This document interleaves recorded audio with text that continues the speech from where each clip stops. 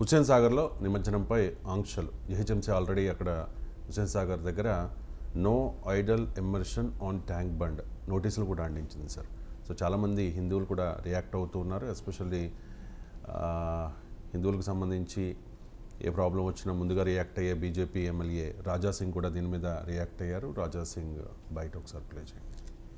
వినాయక్ సాగర్లో ఎందుకు గణేష్ మహారాజ్ నిమజ్జనం చేయకూడదు క్వశ్చన్ అడిగితే పొల్యూటెడ్ అవుతుంది వాటర్ అని ఒక క్వశ్చన్ వస్తుంది.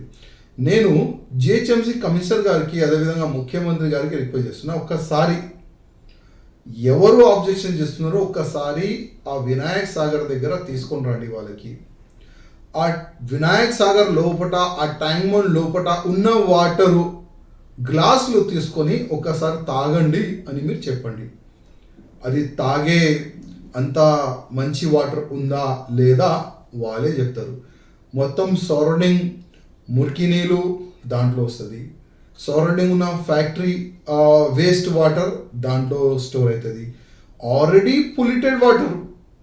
మళ్ళా వినాయక్ సాగర్లో గణేష్ మహారాజు నిమజ్జనం చేస్తే పొల్యూటెడ్ ఎందుకు అవుతుంది? వినాయక్ సాగర్లో ఎందుకు గణేష్ మహారాజులు వేయకూడదు, ఎందుకు నిమజ్జనం చేయకూడదు క్వశ్చన్ అడిగితే పొల్యూటెడ్ అయితే. రైట్ సార్, మత స్వేచ్ఛ అనేది ప్రాథమిక హక్కు. సో మతపరమైన కార్యక్రమాలపై ఆంక్షలు ఎందుకు? ప్రభుత్వాలు ఇలాంటి ఆంక్షలను విధించవచ్చా? మన దేశంలో ఏ ప్రాథమిక హక్కు కూడా అబ్సల్యూట్ కాదు. భావప్రకటన స్వేచ్ఛ మన ప్రాథమిక హక్కు. నేను ఏదైనా ఒక ట్వీట్ చేస్తే వచ్చి కేసులు పెడుతున్నారు. గుజరాత్లో జిగ్నేష్ మెవానీ ఒక ట్వీట్ పెడితే అస్సాం పోలీసులు వచ్చి అరెస్ట్ చేశారు. ఎందుకు మరి అరెస్ట్ చేశారు? రాజ్దీప్ సర్దేశాయ్ రైతు నిరసనల సందర్భంగా ఒక ట్వీట్ పెడితే ఆయన పైన సెడిషన్ కేసు, రాజద్రోహం కేసు పెట్టారు. ఎందుకు పెట్టారు? మరి భావప్రకటన స్వేచ్ఛ ఫండమెంటల్ రైటే కదా.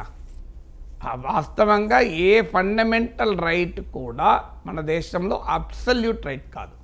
అఫ్కోర్స్ రాజ్దీప్ సర్దేశాయ్ పైన జిగ్నేష్ మెవానీ పైన పెట్టింది రీజనబుల్ రిస్ట్రిక్షన్ కూడా కాదు, అది అన్యాయము. కానీ ప్రాథమిక హక్కుల పైన సహేతుక ఆంక్షలు పెట్టవచ్చు. మీరు అన్నది నిజం. మన దేశంలో మతపరమైన స్వేచ్ఛ ఉంది. ఎవ్రీ ఇండియన్స్, భారత పౌరులందరికీ కూడా తమ నచ్చిన మతాన్ని విశ్వసించి ఆచరించి ప్రచారం చేసుకునే అవకాశం ఉంది. Right to propagate religion, practice and propagate religion fundamental right, ఎవరికి అనుమానం లేదు. కానీ any fundamental right in India ఈ సబ్జెక్ట్ టు రీజనబుల్ రిస్ట్రిక్షన్. అంటే పబ్లిక్ ఆర్డర్, మొరాలిటీ, ఇలా కొన్ని రకాల కారణాల రీత్యా రాజ్యానికి ఆంక్షలు విధించే అవకాశం ఉంటుంది. ఇప్పుడు మీకు ఫ్రీడమ్ ఆఫ్ అసెంబ్లీ, అంటే ఎవరైనా ఒక సమావేశం పెట్టుకోవచ్చు. ఫ్రీడమ్ టు ప్రొటెస్ట్, నిరసన తెలిపే హక్కు ఉంటుంది. మరి ఎందుకు పర్మిషన్లు ఇవ్వరు పోలీసులు? అంటే కారణం ఏంటి? రీజనబుల్ రిస్ట్రిక్షన్స్ అని చెప్పి ఇవ్వరు. అది టెస్ట్ ఆఫ్ రీజనబుల్నెస్ అంటారు. అది ఎవరు డిసైడ్ చేయాలి? అల్టిమేట్గా కోర్టులో డిసైడ్ చేయాలి. టెస్ట్ ఆఫ్ రీజనబుల్నెస్, సాధ్యమైనంత మేరకు మత స్వేచ్ఛపై కానీ ఏ రకమైన ప్రాథమిక స్వేచ్ఛలపై కూడా రాజ్యము ఆంక్షలు విధించకూడదు సాధ్యమైనంత మేరకు. కానీ అధికారమే ప్రభుత్వాలకు లేదా అంటే ఉంది. ఎక్కడ అధికారం ఉంది, ఎక్కడ అధికారం లేదు, అది కూడా మనకు అర్థం కావాలి. దీనిపైన మీకు ఎక్లియాస్టిక్ జ్యూరిస్ప్రుడెన్స్ అంటారు. దీన్ని ఎక్లియాస్టిక్ జ్యూరిస్ప్రుడెన్స్ అంటే మతపరమైన అంశాలపైన వచ్చిన కోర్టు తీర్పులు ఎవాల్వ్ అయిన లా. ఎప్పుడు కూడా మన చట్టాన్ని రెండుగా కలిపి చూడాలి. ఒకటి చట్టములో ఏముంది, రాజ్యాంగంలో చట్టములో ఏముంది, what is there in the constitution and the లా.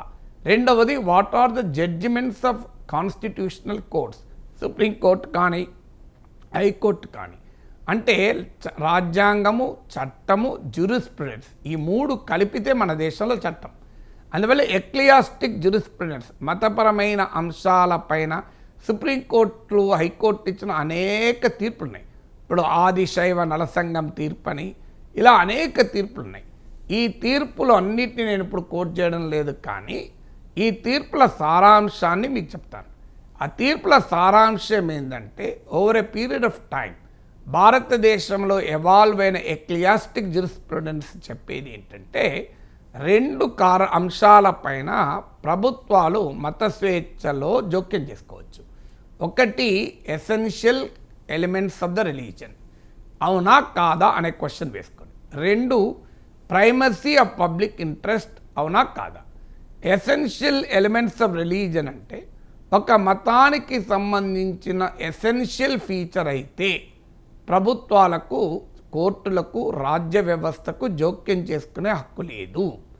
కానీ essential element of the religion, essential feature of the religion కాకపోతే ప్రభుత్వము ఆంక్షలు విధించే హక్కు ఉంటుంది. ఇప్పుడు మీకు ఉదాహరణకు మీకు శబరిమల ఇష్యూ కోర్టు ముందుకు వచ్చినప్పుడు సుప్రీంకోర్టు అడిగిన క్వశ్చన్ అదే, అయ్యప్ప స్వామి హిందూ మతంలో భాగమా కాదా అని. భాగమే.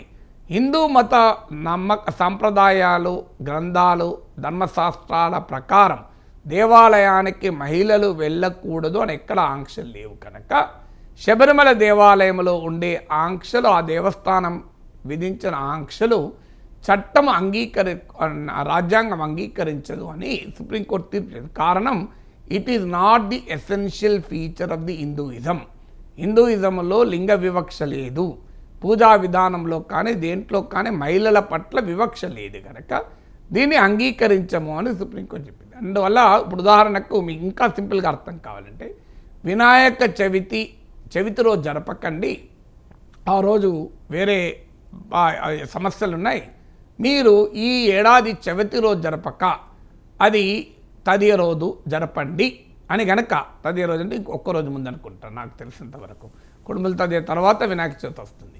సో తదియ రోజు జరపండి అని గనక ప్రభుత్వం ఒక జీవో ఇచ్చింది అనుకోండి, ఎందుకంటే చవితి రోజు ఎగ్జామినేషన్లు ఉన్నాయి, చాలా ఇంపార్టెంట్ పరీక్షలు ఉన్నాయి, అందువల్ల మీరు చవితి రోజు జరుపుకోకండి, తదియ రోజు జరిపారని అది నిలబడదు జీవో. ఎందుకంటే వినాయక చవితి అనేది చవితి రోజే జరుపుతారు, వినాయకుడు చవితి రోజే పుట్టాడు కనుక అది కూడా ఆ చవితి ప్రవేశించిన తర్వాత. ఇవాళ వినాయక చవితి ఇప్పుడు మనకు ఈసారి వినాయక చవితి 11 దాకా వినాయక చవితి పెట్టుకోకూడదు అని పెద్దలు చెప్పారు కనుక పురోహితులు 11 తర్వాత పెట్టారు. మా ఇంట్లో కూడా 11 తర్వాత పెట్టాం వినాయకుడిని, ఎందుకంటే 11 దాకా చవితి ప్రవేశించలేదు అని కొంతమంది పండితులు చెప్పారు కనుక దాన్ని ఫాలో అయ్యాం. అది అఫ్కోర్స్ కొన్ని రకాల పండితులు వేరే రకంగా చెప్పచ్చు, నేను అనేది మేము ఫాలో అని చెప్తున్నాం. అంటే 11 తర్వాతనే వినాయకుని పెట్టి పూజ అయిపోయినాక లంచ్ చేసే వరకు ఒకటైంది. అందువల్ల అంటే చవితి రోజు ఆ పండుగలో వినాయక చవితి రోజు జరుపుతారు తప్ప మీ ఇష్టం వచ్చినట్టు తది రోజు జరపరు. ఎందుకంటే వినాయకుడు తది రోజు పార్వతీమాత పుట్టించలేదు, పార్వతీమాత పుట్టించింది చవితి రోజు, అందువల్ల వినాయక చవితి రోజు జరుపుతారు. అది essential element of the religion. కానీ వినాయక విగ్రహం ఎంత ఉండాలి, ఇది ఏ హిందూ ధర్మశాస్త్రాల్లో, పురాణాల్లో ఎక్కడన్నా వినాయకుని విగ్రహం ఇంత ఉండాలి అని ఉందా? వినాయక విగ్రహం దేంతో చేయాలని ఉందా? దేంతోనే చేయొచ్చు, లేకపోతే ఆఖరికి చిన్న పసుపుతో కూడా మనం వినాయకుని చేసుకోవచ్చు. వినాయకుడికి ఉన్న గొప్పతనం అది. మీరు వినాయకుడికి ఏ ఆర్భాటాలు అవసరం లేదు, ఇంటి చుట్టూ ఉన్నటువంటి తులసి చెట్లు ఉన్న తులసాకు తీసుకోవచ్చు. మీరు ఏది అంటే అది అడవిలో ఉన్నామనుకో, అడవిలో రావాకు దొరుకుతుంది, రావాకు తీసుకొని వినాయకుడిని పూజ చేయి. మీరు ఏదంటే నేరేడు, మీరు గమనించండి వినాయకుడికి ఉన్న గొప్పతనం ఏంటంటే is the most universal God, చాలా కామన్ మ్యాన్ గాడ్. మీరు ఏమి లేదు, మట్టి ఉన్నది నీ దగ్గర చుట్టూ, మట్టితో వినాయకం చేసుకో, పసుపుతో వినాయకం చేసుకో, పసుపు లేదు మట్టితో చేసుకో, మీకు ఏదైనా వినాయక విగ్రహమే. సో వినాయక విగ్రహం దీంతోనే చేయాలని ఎక్కడ లేదు, మన వాళ్ళు రంగులేసి ప్లాస్టిక్ పాలతో చేస్తున్నారు, సో ఎక్కడా లేదు. మళ్ళీ వినాయకుడికి ఇచ్చేటి అన్నీ చూడండి మన చుట్టూ దొరికేది. నువ్వు ఇప్పుడు అంటే హైదరాబాద్లో దొరకక మనం కొంటున్నాం, అమెజాన్లో ఆర్డర్లు ఇస్తున్నాం, కానీ అసలు ఒక సామాన్యుడు మీరు గ్రామంలో ఉంటే అన్నీ దొరుకుతాయి. మీరు చూడండి తులసి దొరుకుతుంది, మీకు రావి దొరుకుతుంది, ఇది జిల్లేడు దొరుకుతుంది, ఏదంటే దొరుకుతాయి వినాయకుడికి అవన్నీ కూడా మళ్ళీ గొప్ప ఔషధ గుణాలున్న మొక్కలు, మామూలు మొక్కలు కూడా కాదు. మళ్ళీ ఎందుకు వినాయకుడిని నిమజ్జనం ఎందుకు చేస్తారు, దానికి కూడా కారణం ఉంది. వినాయకునికి పూజకు వాడేవి అన్నీ కూడా చాలా ఔషధ గుణాలు ఉన్నటువంటి ఆకులు, మొక్కలు. ఈవెన్ బతుకమ్మ పండుగ కూడా కాన్సెప్ట్ అదే. బతుకమ్మ పండుగకు వాడే పూలన్నీ కూడా ఔషధ గుణాలు ఉన్నాయి. ఈ వినాయక చవితి కానీ బతుకమ్మ పండుగ కానీ మాన్సూన్ వచ్చాక వస్తాయి కనుక ఒక రకంగా వాటర్ సోర్సెస్ ప్యూరిఫై అవుతాయి. ఎందుకంటే ఒకప్పుడు మట్టితోనే చేసేవాళ్ళు వినాయకుడు, పసుపుతో చేశారనుకో, మట్టితో చేసిన వినాయకుడిని తీసుకెళ్ళి అన్ని రకాల ఆకులు, అనేక రకాల ఆకులతో పాటు మీరు నీళ్ళల్లో వేస్తే ఆ నీరు శుద్ధి అవుతుంది. అది దానికి ఉన్న గొప్ప హిందూ ధర్మశాస్త్రాల్లో ఉన్నటువంటి ఒక శాస్త్రీయత.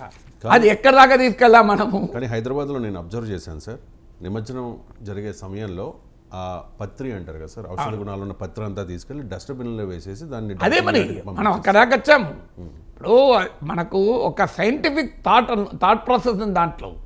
సో ఆ సైంటిఫిక్ థాట్ ప్రాసెస్ తీసేసిన మనం. ఇప్పుడు ఉదాహరణకు పసుపు రాసుకోవాలని ఎందుకంటారు ఆడవాళ్ళు? వెనకటికి ఆ రోజుల్లో ఆడవాళ్ళే మాత్రమే వంటలు చేసేవాళ్ళు. ఇప్పుడు మగవాళ్ళే కిచెన్లో ఎక్కువ కాసేపు ఉంటున్నారు. సో అప్పుడు ఈ మీకు కిచెన్లు, మోడర్న్ కిచెన్ లేవు, చుట్టూ నీళ్ళు ఉండేవి, నీళ్ళల్లోనే ఉండేవాళ్ళు పాపం. అందువల్ల వాటర్ కాళ్ళు చెడతాయి కనుక యాంటీసెప్టిక్గా ఉంటుంది కనుక మీకు పసుపు రాసుకోమని చెప్పారు. ఇప్పుడైతే మగవాళ్ళు కాదు, ఆడవాళ్ళు ఎందుకు రాసుకుంటారు? దాని వెనకాల ఉన్న సైన్స్ అది. ఇప్పుడు ఏం చేస్తున్నాం మనం? కడపలకు పసుపు రాస్తే క్రిమికీటకాలు రావాలి. ఇప్పుడు ఎల్లో పెయింట్ కొడతాను. సో గ్రీన్ లీవ్స్ ఉంటే ఫ్రెష్ ఆక్సిజన్ వస్తుందని దాన్ని తీసుకెళ్ళి గ్రీన్ ప్లాస్టిక్ లీవ్స్ కడుతున్నాం, మామిడాకులు. మన ఇళ్ళల్లో చూస్తున్నాం కదా, మంచి పవిత్రమైన మామిడాకులు కట్టాల్సింది. అందువల్ల నేను అనే పాయింట్ ఏంటంటే, వినాయకుడి విగ్రహం దేంతో చేయాలి? ఎక్కడ మీకు ధర్మశాస్త్రంలో గొప్పతనం అది. వినాయకుడి సైజ్ ఎంత ఉండాలి, ఎక్కడ నిమజ్జనం చేయాలి, ఇవి essential element of the religion, అవునా కాదా అన్నది. ఎసెన్షియల్ ఎలిమెంట్ కాకపోతే ప్రభుత్వం ఆంక్షలు పెట్టవచ్చు. ఇప్పుడు సైజ్ ఆఫ్ ది ఐడల్, వినాయకుడి విగ్రహ ఎత్తుపైన ప్రభుత్వం ఆంక్షలు పెడితే ఏ కోర్టు అభ్యంతరం చెప్పదు. ఇక రెండవది ప్రైమసీ ఆఫ్ పబ్లిక్ ఇంట్రెస్ట్ అంటారు. అంటే ఇప్పుడు ఉదాహరణకు రోడ్డు పైన మీకు ఏదైనా మతం, ఈ మతం ఆ మతం సంబంధం, గుడి కావచ్చు, మసీద్ కావచ్చు, చర్చ్ కావచ్చు, రోడ్డు పైన ఉందనుకోండి, నా మత స్వేచ్ఛ, నేను రోడ్డు పైన ఉంటాను అనరాదు. జస్టిస్ గోపాల్ గౌడే సుప్రీంకోర్టు జడ్జిగా ఉన్నప్పుడు గొప్ప తీర్పు ఇచ్చాడు. God will never intent to obstruct the path అన్నాడు. ఏ భగవంతుడు కూడా రోడ్డుకు అడ్డం పడాలి, ప్రజలకు ట్రాఫిక్ అని కోరుకోడు అని చెప్పాడు. భగవంతుడు కోరుకుంటాడా? భగవంతుడు ఎంత గొప్పవాడండి. మనమన్నా రాగద్వేషాలతో ఉంటాం, భగవంతునికి సమస్త జీవరాశుల మేలే కోరుకుంటాడు భగవంతుడు. భగవంతుడికి ఇలాంటి రాగద్వేషాలు ఉండవు, పగలు కక్షలు ఉండవు భగవంతునికి. అంతటి నిర్మల ఉదయుడు భగవంతుడు. అందువల్ల మీకు primacy of public interest, road అనేది పబ్లిక్ ఇంట్రెస్ట్. నేను అక్కడ అడ్డంగా నేను నా ఆరాధనా స్థలం పెడతాను, నా మత స్వేచ్ఛ ఉందంటే మన రాజ్యాంగం ఒప్పుకోదు. అందువల్ల ఇస్లామిక్ దేశాల్లోనే రోడ్డు పైన మసీదులు తరలించారు. మన దగ్గరనేమో మనకు మత స్వేచ్ఛ అంటే ఏంటిది, రాజ్యాంగం అంటే ఏంటిది మనం పట్టించుకోము. అందువల్ల పబ్లిక్ ఇంట్రెస్ట్, ఇప్పుడు ట్రిపుల్ తలాక్ జడ్జిమెంట్ అప్పుడు అదే ఇచ్చింది కదా. ముస్లిం పర్సనల్ లా బోర్డు వీళ్ళు ఏమన్నారు? మా మతం, మా ఆచారం, మీరెవరు అన్నారు. అయ్యా, పబ్లిక్ ఇంట్రెస్ట్ ఉంటుంది, నీ ఆచారం అని చెప్పి ఆడవాళ్ళ పైన హింసిస్తాను ఒప్పుకుంటారా? సతీ సాగమన నా ఆచారం అంటే ఒప్పుకున్నామా? సో అందువల్ల ప్రైమసీ ఆఫ్ పబ్లిక్ ఇంట్రెస్ట్ ఉండడం. అయితే రాజాసింగ్ చెప్తున్న ఆర్గ్యుమెంట్, హుస్సేన్ సాగర్ ఇప్పటికే కలుషితమైంది కదా, అంటే వినాయకుడిని కలుషితమైన నీళ్ళు ఎందుకు వేయాలి? నాకు ఇంకా బాధ అనిపించేది ఏంటంటే, ఆ భగవంతుని మనం కలుషితం చేసిన నీళ్ళలో, అంటే సీవేజ్ వాటరు, మురికి నీళ్ళు, పారిశ్రామిక వ్యర్థ పదార్థాలు, ఇళ్లలో ఉన్న వ్యర్థాలతో నింపిన కంపు కొట్టేటువంటి హుస్సేన్ సాగర్లో భగవంతుని విగ్రహం వేయడం అనేది ఇంకా బాధ కలిగిస్తుంది కదా. అసలు మొదలు దాన్ని క్లీన్ చేయాలి ఫస్ట్. నీకు వినాయక విగ్రహాలు వేసే ముందు హుస్సేన్ సాగర్ని తాగునీళ్ళలాగా చేయగలగాలి. రాజాసింగ్ అన్న నిజం, ఒక గ్లాసులో వాటర్ తీసి తాగండి ఎలా ఉంటుందో. మరి మనమే తాగలేకపోతే భగవంతుని అందులో వేస్తే అది పాపం కాదా? మొదలు దాన్ని క్లీన్ చేయాలి. అందువల్ల నిజంగానే మట్టి విగ్రహాలే ఉంటే, పత్రి ఉంటే నిమజ్జనం వల్ల ఆ వాటర్ బాడీస్ ప్యూరిఫై అవుతాయి. కానీ కాలక్రమేణా మనం ఏం చేసాం?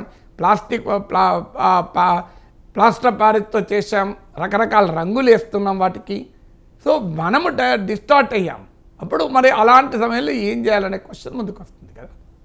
సార్, అండ్ రాజాసింగ్ మాట్లాడింది నేను అబ్జర్వ్ చేసి ఒక నోటీస్ చేశాను సార్. ఆయన హుస్సేన్ సాగర్ అంటలే, వినాయక్ సాగర్ అంటూ